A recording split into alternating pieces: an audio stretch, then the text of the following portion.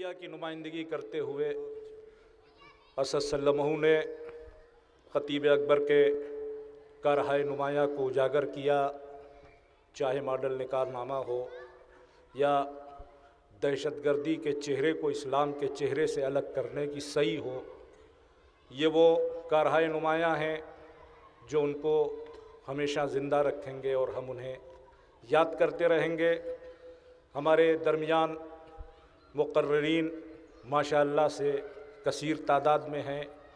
میں ہر مقرر سے بصد ادب درخواست گزار ہوں کہ 10 منٹ سے زیادہ کا وقت نہ صرف کیا جائے۔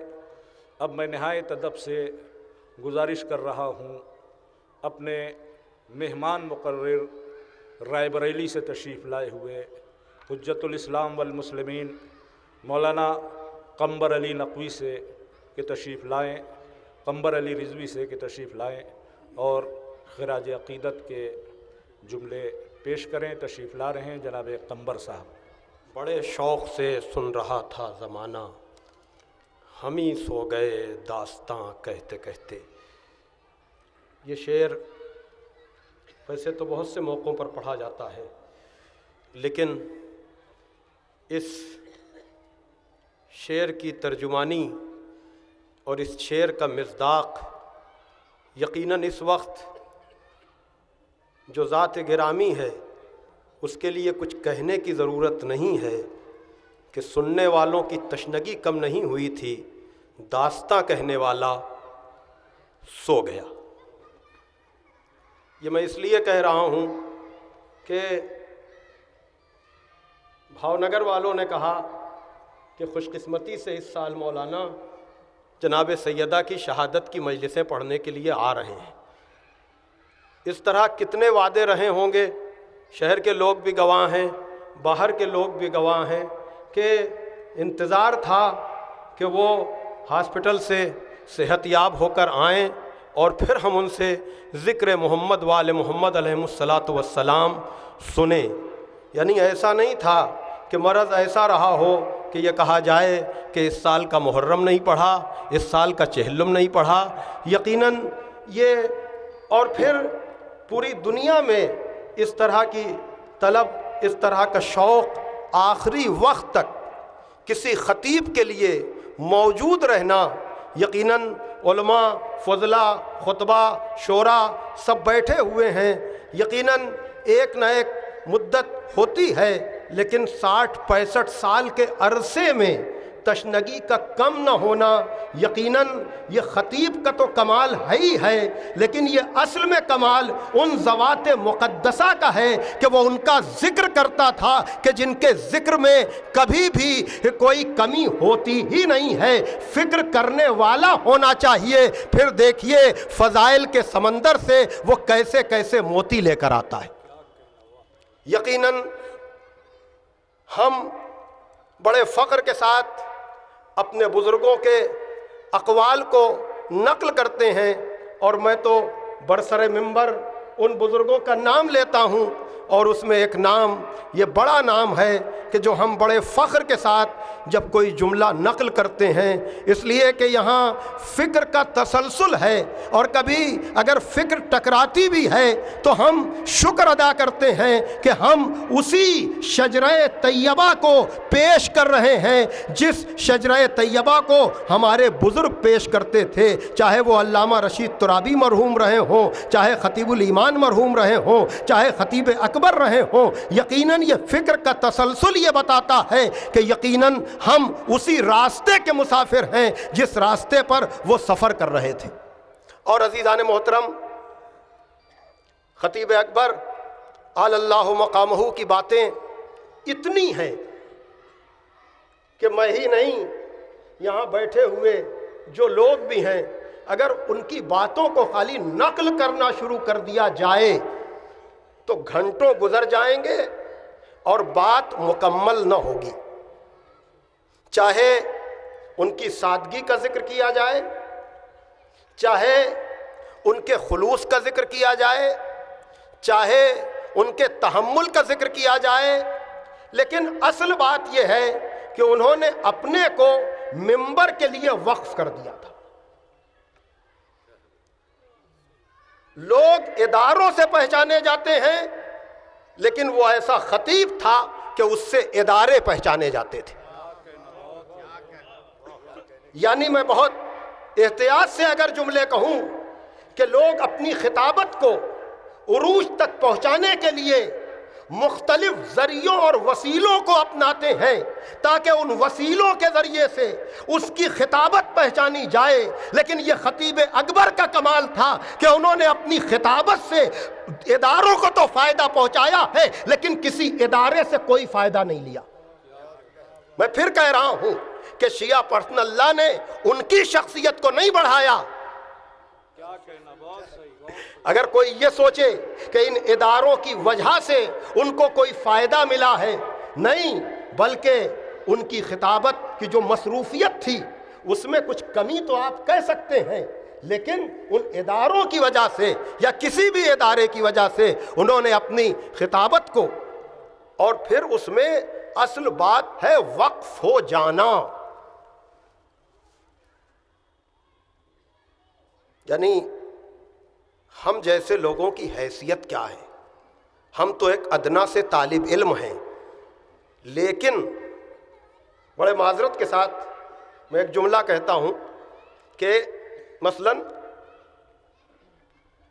مجلسوں میں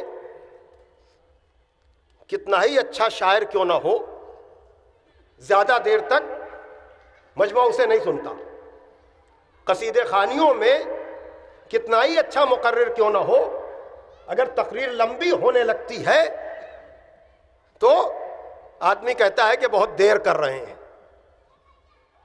اور ہم جیسے لوگ بھی اگر شورا کی تعداد بڑھتی ہے اور پیشخوانی طویل ہوتی ہے تو ہم میں بھی ایک عجب سا اختلاج پیدا ہونے لگتا ہے کہ کتنی دیر تک یہ پیشخوانی ہوتی رہے گی، ہے کہ نہیں؟ یہ بات مجھے آپ بتائیں۔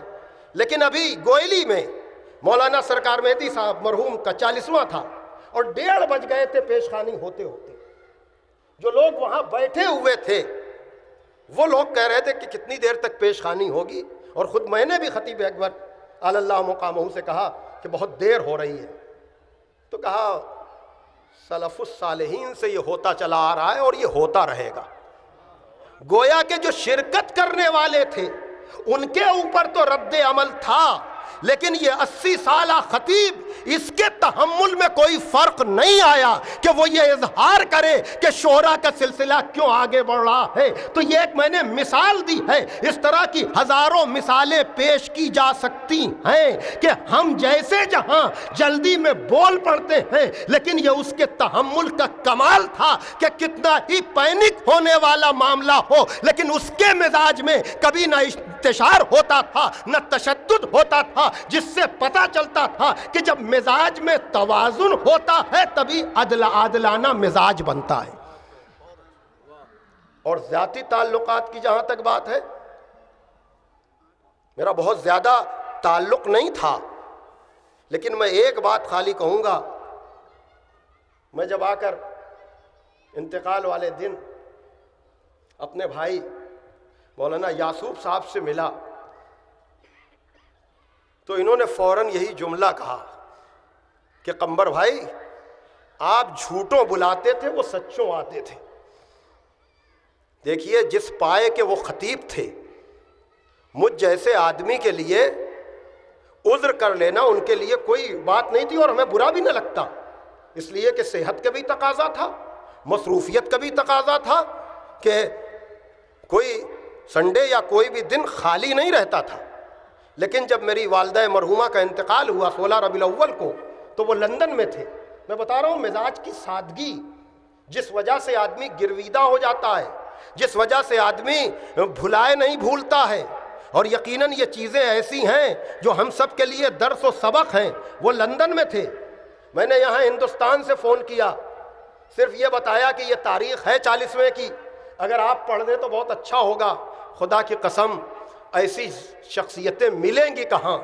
بڑا اچھا عذر تھا، کہہ دیتے میاں ہم ہندوستان آئیں گے تو بتائیں گے، کیا ہمیں برا بھی نہ لگتا۔ اور وہی بات، لیکن عجب جملہ کہا نہیں وہی تاریخ رکھیے، رائے بریلی دور ہی کتنا ہے۔ دیکھ رہے ہیں آپ؟ یعنی اس میں شفقت کتنی ہے، اس میں محبت کتنی ہے، اس میں یہ وہی بات، یہ ہمارا ان سے ربط نہیں، اس کا مطلب یہ ہے کہ ان کو ذاکری سے عشق تھا، ان کو منبر سے محبت تھی، اور پھر ان کے ہر چھوٹے کو یہی نصیحت ہوتی تھی۔ اب اس بات کو ممکن ہے مومنین نہ سمجھیں، لیکن خطبہ و ذاکرین کی اتنی بڑی تعداد اس بات کو سمجھے گی۔ وہ ہر اپنے چھوٹے سے یہ سمجھاتے تھے کہ دیکھو، کبھی نہ لفافے کے لیے جھگڑا کرنا، نہ کبھی کھانے کے لیے جھگڑا کرنا۔ خدا کی قسم یہ چھوٹی چھوٹی باتیں ہیں، لیکن اگر آدمی ان کو اپنی زندگی کا مقصد بنا لے تو وہ خدا کی قسم کبھی بھی ذاکری کی لائن میں ناکام ہی نہ ہو۔ اور ایک بات جو انہوں نے اور مجھ سے کہی، بس میں بات کو تمام کروں، کہ کم سے کم ایک دن آدمی یہ وقف کر لے کہ اس دن کم سے کم ہم پیسے نہیں لیں گے۔ یہ ذاکرین جانتے ہیں کہ کبھی کبھی شب عاشور میں بھی ایسی مجلسیں پڑھنا پڑتی ہیں کہ جس میں نذرانہ دیا جاتا ہے۔ عاشور کے دن میں بھی باہر کے ملکوں میں لوگ اپنے گھروں میں مجلسیں کرتے ہیں، پھر بھی لفافہ دیتے ہیں، لیکن انہوں نے کہا ایک دن کم سے کم ذاکر کم سے کم ایک دن تو ایسا وقف کر دے کہ اس کے ذہن میں لفافے کا کوئی تصور نہ آئے۔ اب میں یہی کہہ سکتا ہوں کہ ملیے اس شخص سے کہ جو آدم ہووے، ملیے اس شخص سے کہ جو آدم ہووے، ناز اپنے کمال پر اس کو کم ہووے۔ وہ جو بولے تو اسے آئے خلقت سننے، وہ جو بولے تو اسے آئے خلقت سننے، رہے خاموش تو وہ ایک عالم ہووے۔ اور بس آخر میں کہوں گا کہ منبر پر بھی انہوں نے کبھی کوئی خیانت نہیں کی۔ عزیزان محترم، جس کی ذاکری کی عمر 60-65 سال ہو اور اتنے دنوں میں ہزاروں مجلسیں پڑھنے کے بعد کوئی ناقد بھی، کوئی معترض بھی، کوئی ایسا جملہ چاہ کر بھی نہ پکڑ پایا ہو جو عظمت اہل بیت، شان اہل بیت، مقام اہل بیت کے خلاف ہو۔ دیکھیے، تقریر اور تحریر میں بڑا فرق ہوتا ہے۔ تحریر سوچ سوچ کر، سمجھ کر لکھی جاتی ہے، اس میں غلطی کے امکانات کم سے کم ہوتے ہیں، لیکن خطابت میں آدمی بے ساختہ بولتا ہے، مسلسل بولتا ہے، سوچنے کا موقع نہیں ہوتا۔ تو جہاں تحریر لوگ نہ سنبھال پائے ہوں آل محمد کے لیے، وہاں خطیب اکبر نے 60-65 برس تک منبر پر زبان سنبھال کر بتا دیا کہ جب آدمی اس در کا وفادار ہو جاتا ہے تو ادھر سے بھی تائید ہوتی ہے۔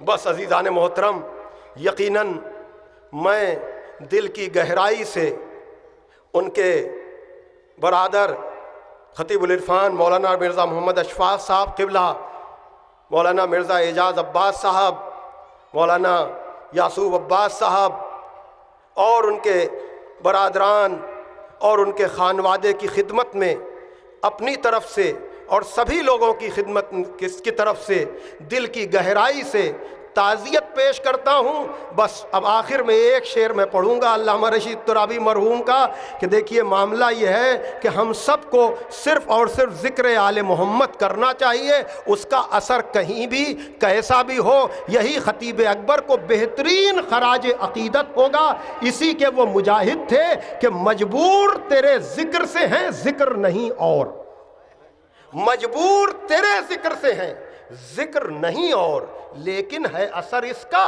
کہیں اور، کہیں اور۔